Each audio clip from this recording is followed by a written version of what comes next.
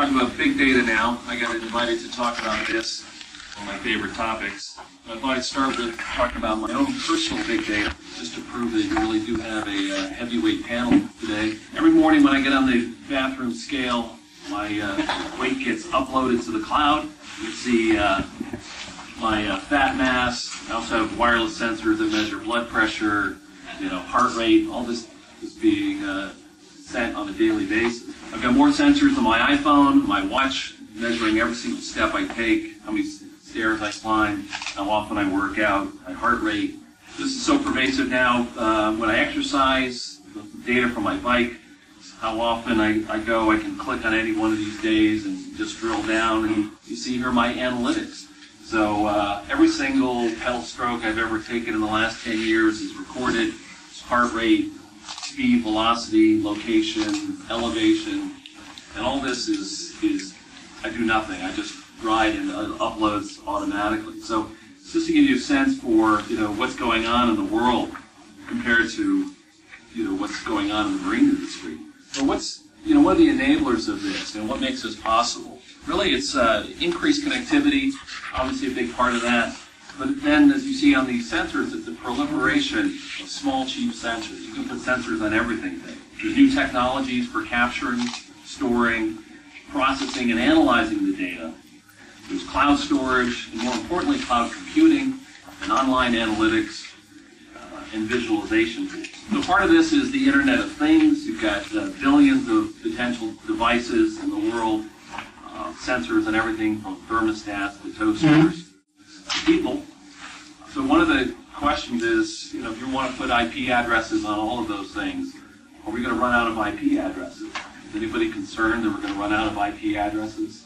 No, because we've now gone with IPv6 as the 128-bit number, so we can assign 100 IP addresses to every atom on it. So I think we're good. So we're spitting out petabytes of data, this M-to-M world, with the sensors, the machine-to-machine, sensors never sleep, so all this data is just being generated. Example, look at F1 car racing, Formula 1 car racing. Typical race, 240 terabytes of data gets sent from the vehicles to the crews every race. That's more data than there is in the entire U.S. Library of Congress. You've got hundreds of sensors on every vehicle. They're measuring everything from engine temperature, tire pressure, aerodynamic forces, suspension settings.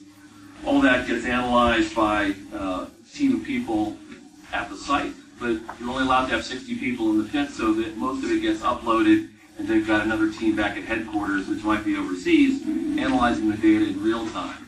You've got these remote experts being able to look at it. They can actually figure out before the race even begins where they're going to finish, because they have such good metrics. An interesting example is that Red Bull car. One race had a minor collision early on. After a couple of laps, the vehicle was clearly damaged. They analyzed the data remotely, and they put in extreme changes in the setting of the vehicle to compensate for the damage, and they were actually able to win the race despite that damage. So what is big data? Well, I can tell you what it isn't. Sending the noon report once a day, not big data.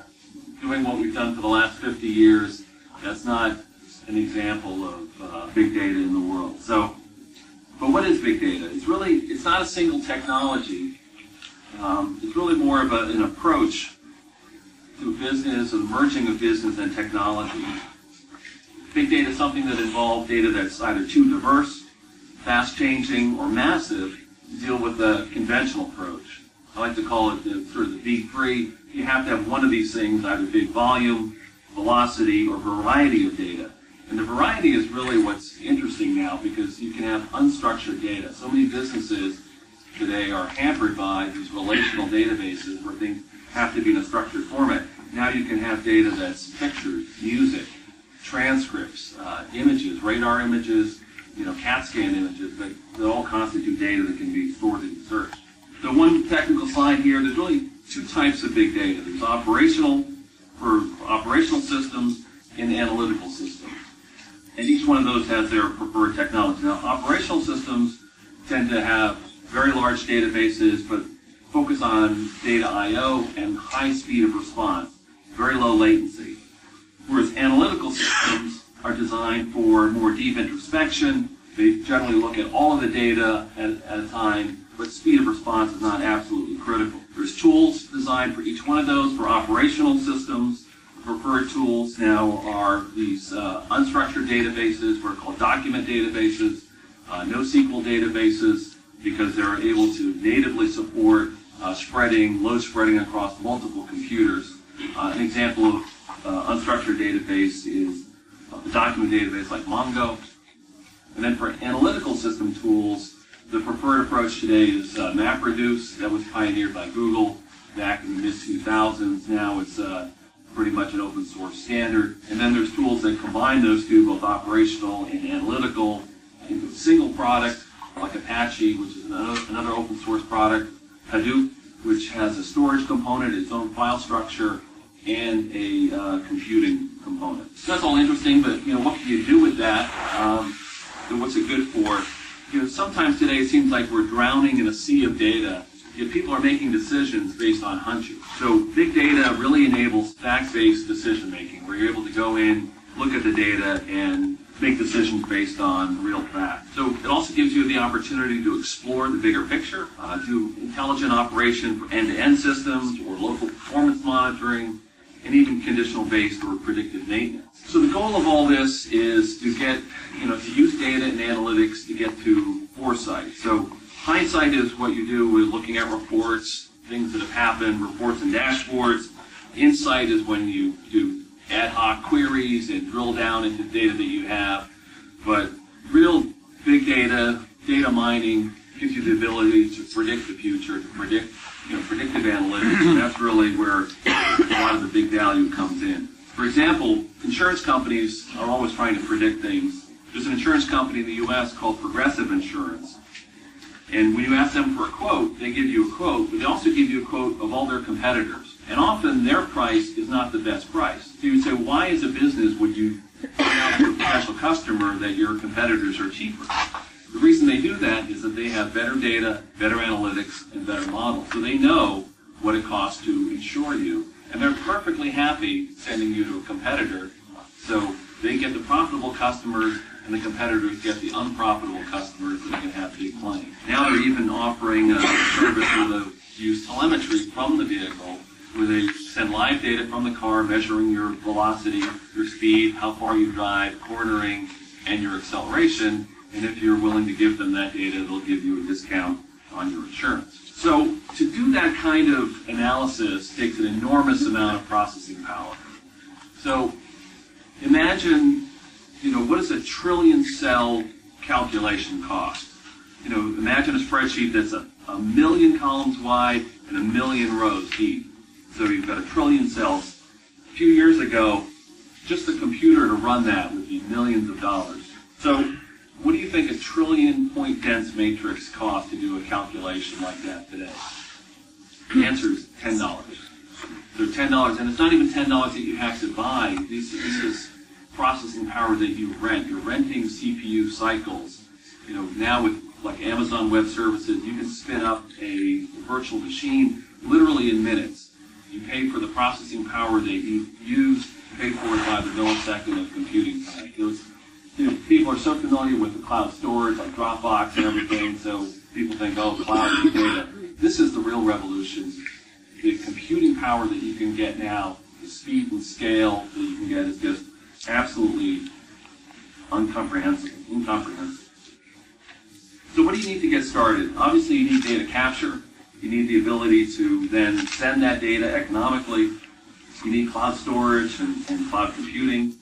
Also, analytics and experts to help you with that. But fundamentally, you need an actionable business model or problem that you're trying to solve.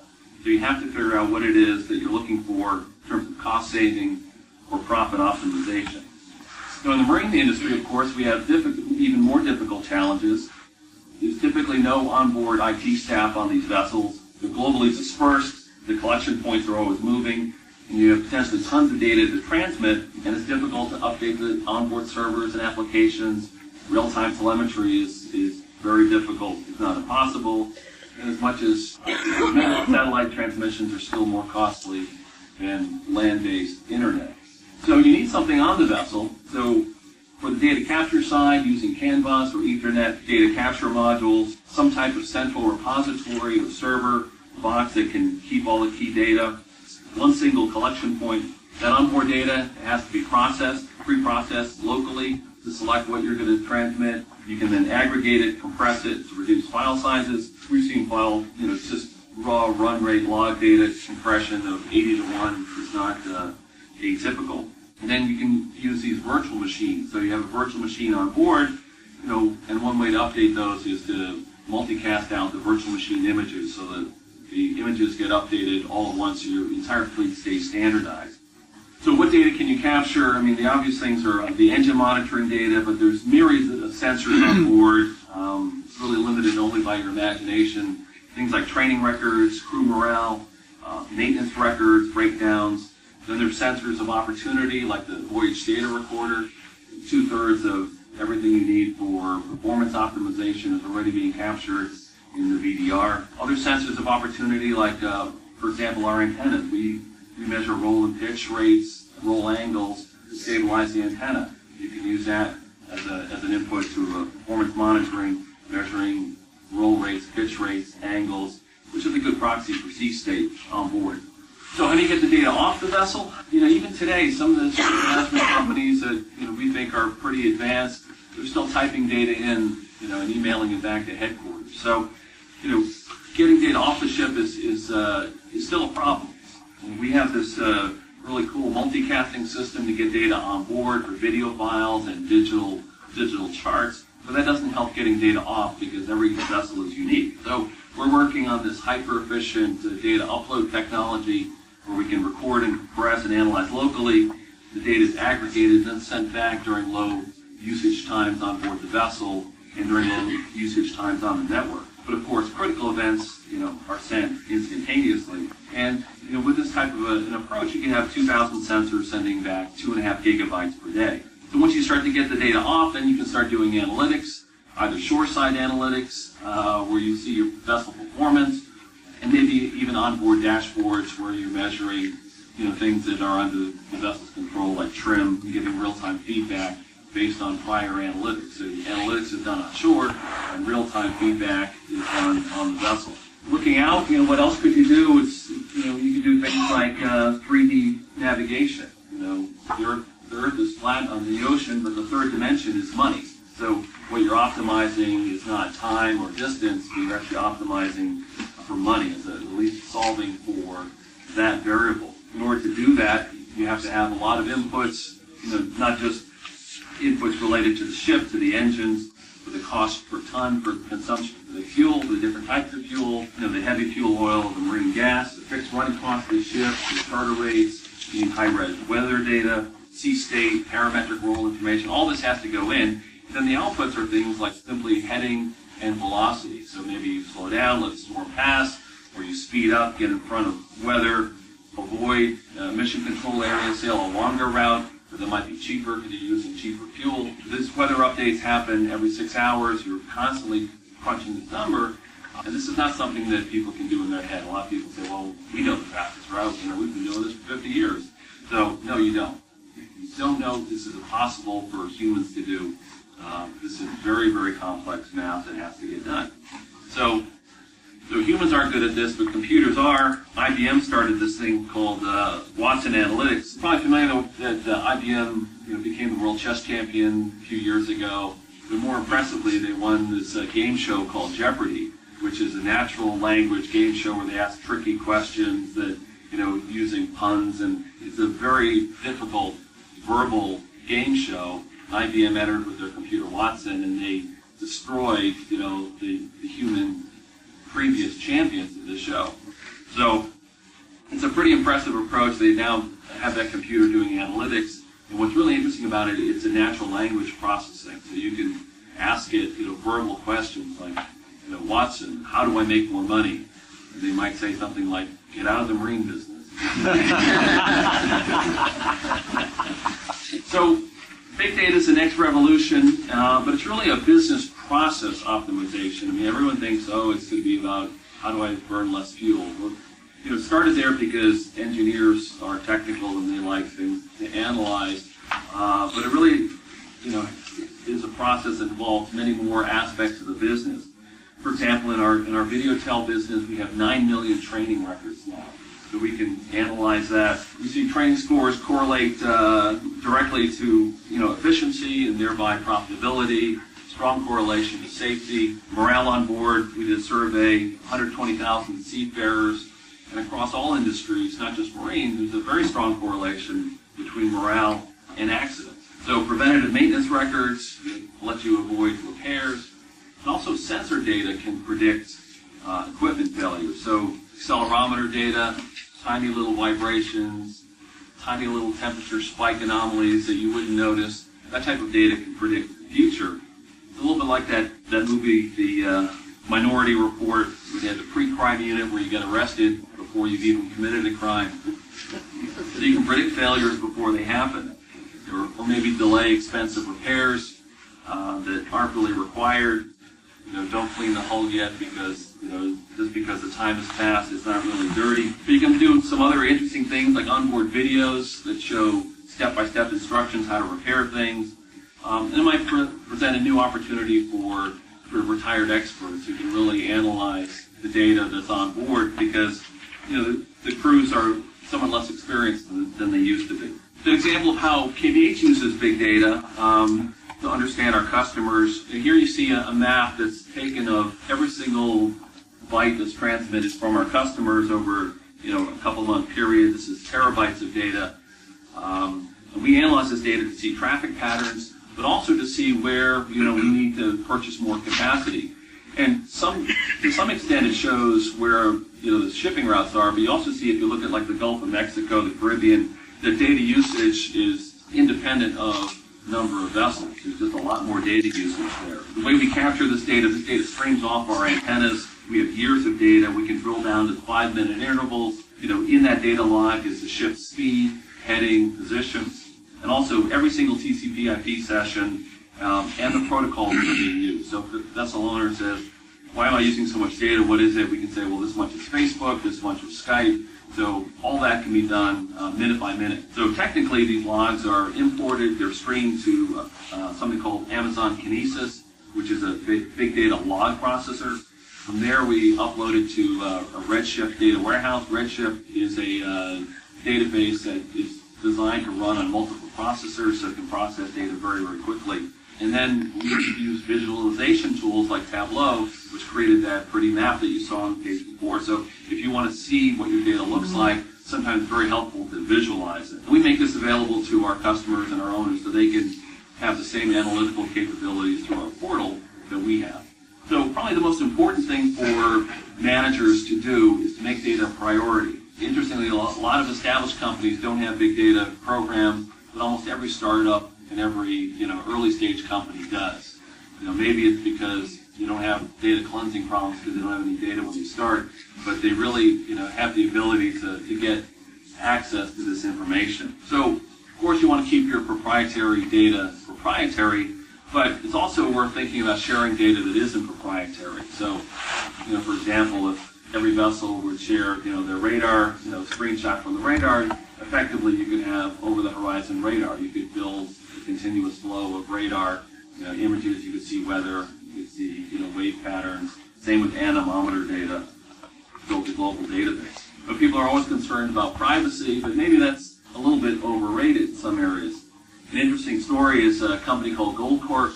This was a struggling mining company. Their CEO, almost in frustration, took their entire geological database and put it online, which absolutely horrified the staff because this was their family jewel, their data. And then he offered a $500,000 prize to anyone who could, find a promising seam. If 1,400 geologists around the world enter this contest, they had identified 110 targets. 80% of those resulted in substantial new discoveries of gold, and this company is now a $25 billion company. So maybe your engine data isn't really as proprietary as you think. It might just be worthwhile sharing that and letting somebody who has more time on his hands than you do to look at it. So you really need to adopt a big data mindset. A lot of people say, but we're not a data company. The fact is that everybody's a data company now, and that's just something you're going to have to get used to. And data is becoming a resource in its own right. By that I mean, we're all used to looking at data and using it to solve a problem.